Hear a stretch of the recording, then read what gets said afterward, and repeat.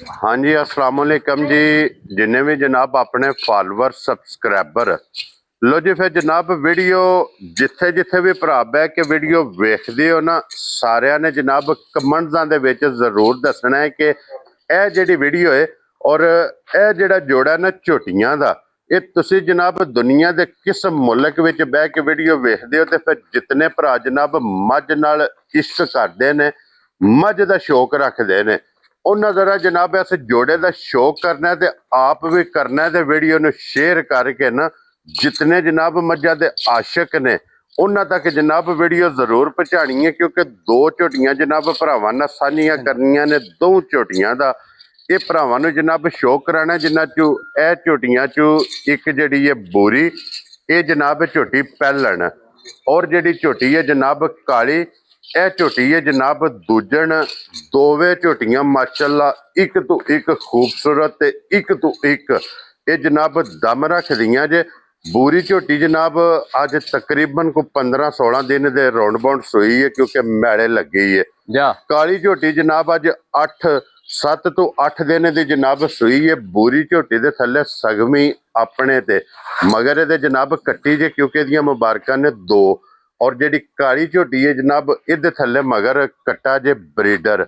माशाअल्लाह जनाब दोवे झोटियां जे ब्रीड वालियां हुसन नस्ल, इन्हां जनाब अल्लाह पाक कोलों मंग के ले है। हुसन चंगा, नस्ल चंगी, नूर चंगा।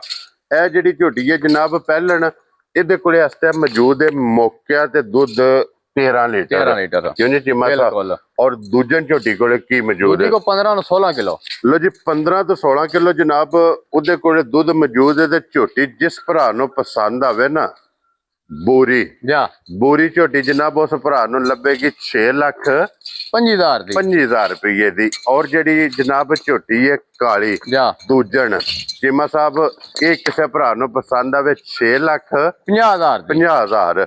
ये टोटल बन जाता जे जनाब जोड़े का जिहड़ा ना मुल 12,75,000। 12,75,000 दी डिलीवरी मेरी जा राजी हां तेरे तो। जिहड़ा भी भरा जनाब जोड़ा लवे कट्ठा, जिथे भी जनाब झोटियां जान ना, बिल्कुल डिलीवरी डोर तो लैके डोर तक जनाब चीमा साहब की तरफों होगी।